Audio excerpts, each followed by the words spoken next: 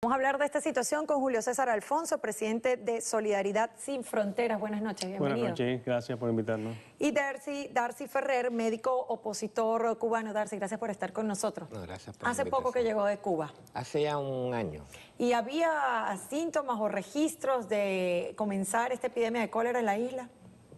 Bueno, esta epidemia de cólera comenzó unos mesecitos después que yo salí del país. O sea, y hay que recordar que fue entrada a la isla por los médicos que estuvieron en Haití cuando el terremoto o sea, posterior al terremoto con la epidemia de cólera que hubo allá en Haití, y que hubo un contingente de un poco más de 1000 personal de la salud, y al regreso, a los meses, cuando regresaron a la isla, pues trajeron ellos el cólera. ¿Por qué no la han podido combatir dentro de la isla tanto que ha afectado a quienes han viajado hasta allá? El cólera es una enfermedad de países en extrema pobreza, de países con un sistema higiénico epidemiológico en ruina, y Cuba es un ejemplo de eso. A pesar de tantos años de revolución y de divulgar toda una falsa potencia médica mundial, pues ahí vemos una enfermedad como el cólera, erradicada en Cuba hace más de un siglo, mucho más de un siglo, vuelve a resurgir. No creo que las autoridades sanitarias cubanas tengan la capacidad de combatir este tipo de epidemias, ni esta ni otras que han surgido y resurgen en la isla, como hepatitis C, leptospirosis, etcétera, dengue, etcétera, y van a seguir surgiendo. El pronóstico de este tipo de situación para la población cubana es nefasto, porque las autoridades sanitarias cubanas carecen absolutamente de los recursos y de la intención fundamentalmente del gobierno cubano, al cual no le importa absolutamente la salud de su pueblo, y eso está demostrado. Carecen de los recursos para hacerle frente a este tipo de situación, y ya prácticamente en cualquier momento el cólera podríamos decir que es endémico de la población cubana en cualquier momento. Ahora, ¿qué medidas deberían tomar las personas que están viajando ahora con la salida que se está permitiendo de ciudadanos de La Habana y de toda la isla en general, y los que van a visitar? La primera medida que deben de tomar es pensárselo 2 veces para ir a Cuba. O sea, todo el que vaya a Cuba va a estar en riesgo siempre, porque Cuba es un antro de enfermedades infectocontagiosas, o sea, y con un cuadro, como dice el doctor Julio, higiene epidemiológico desastroso, con la agravante de que el gobierno pues se calla, oculta y no es transparente a la hora de informar a los viajeros y a la población que vive dentro de la isla.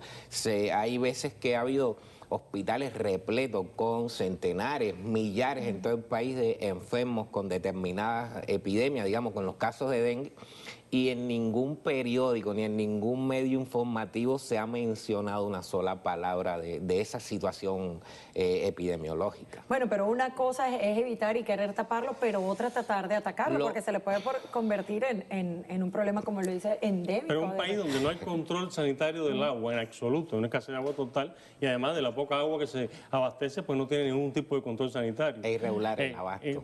Por supuesto. Irregular. Donde hay vertederos de basura en la calle, no hay un sistema establecido o organizado de recolección de basura de ningún tipo, donde no hay control de lo que es el abastecimiento de alimentos, de verduras, de marisco, de pescado, etcétera.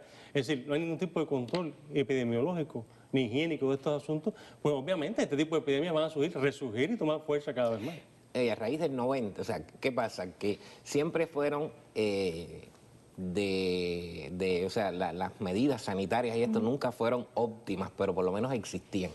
A raíz de la caída del muro de Berlín, o sea, a la raíz de la pérdida del subsidio que venía de la Unión Soviética, se ha venido deteriorando completamente toda la infraestructura básica del país.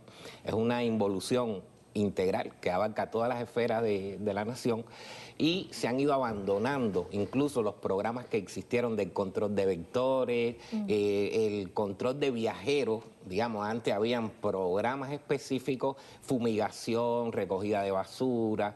Todo eso se ha ido quedando por el camino, y hoy no existe nada de eso. Incluso la inmensa mayoría de las consultas en Cuba están vacías por falta de personal, porque se ha ido exportando por millares. Se calculan alrededor de 35.000 o 40.000 profesionales de la salud. Es una industria en proliferación. ¿Y entonces cuál es la suerte de un paciente con cólera en Cuba actualmente? Lo primero es rezar muchísimo. Lo segundo es que muchas veces llegas a un cuerpo de guardia y no hay sala de rehidratación, no hay suero fisiológico para rehidratarlo. ¿Qué pasa?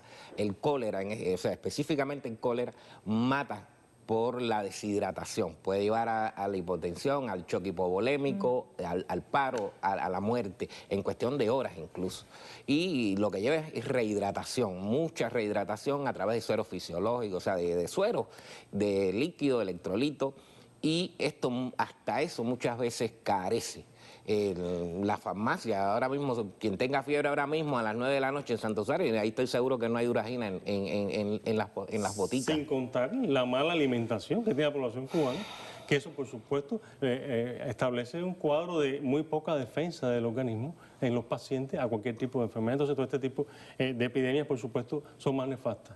Las personas que ya viajaron recientemente a la isla pueden, aunque no hayan presentado síntomas en lo pronto, haber sido contagiadas. Puede ser, es un país donde no hay control sanitario del agua, que es fundamental fuente de contagio, ¿no?, de este tipo de enfermedades. Entonces, el que vaya para Cuba tiene que ir al menos con unos Si tienen botellones medidas ya. extremas, o sea, ¿Cuáles son? en el Para sentido de las personas lavarse muy bien las manos, lavar muy bien los alimentos, o sea, Pero si el agua está contaminada, ¿cómo la van a lavar? Pero se lleva, o en las Ok. tiendas venden botellones de agua. La manera de infectarse de cólera es a través de alimentos y el agua contaminada. O sea, uno tiene que tener en cuenta que los alimentos hay que lavarlos muy bien, las manos deben ser, pues, mantener una buena higiene, el agua no puede ser agua corriente de esta, bueno, corriente e irregular, porque no es tampoco un suministro de abasto constante. Hay que hervirla o comprarla en la tienda, o sea, ese tipo de medidas son fundamentales. Y ante cualquier síntoma, pues correr para el médico. Los síntomas, vómitos, diarrea, principalmente diarrea. Bueno, y lo más paradójico de toda esta situación es que mientras, como usted lo dice, los médicos están sin recursos, Brasil acaba de contratar a 4.000 médicos cubanos a través de la Organización Mundial de la Salud, algo parecido como estos acuerdos con Venezuela. Lo más triste de todo esto es que el dinero que paga la Organización Mundial de la Salud y otras instituciones internacionales de salud van directamente a las arcas del gobierno cubano. Y no llega absolutamente o prácticamente nada de ese dinero a manos de los médicos y los profesionales que son exportados. Esto es una industria muy vieja que desde el año 82, que Fidel Castro fundó el contingente médico Carlos J. Finley, viene funcionando y le da grandes ingresos al país. Yo siempre he dicho que Cuba posee el ejército de esclavos más grande y más calificado en la historia de la humanidad. Gracias, Julio César Alfonso, y también Darcy Ferrer por haber estado con nosotros. Hora de hacer otra pausa, amigos, pero al volver, un informe del Departamento de Agricultura de Estados Unidos revela cuánto puede costar a la clase media de este país mantener un hijo desde la cuna hasta los 18 años. Se va a quedar loco. Vamos a hablar al respecto con dos conocidos economistas. No se vayan, que ya volvemos.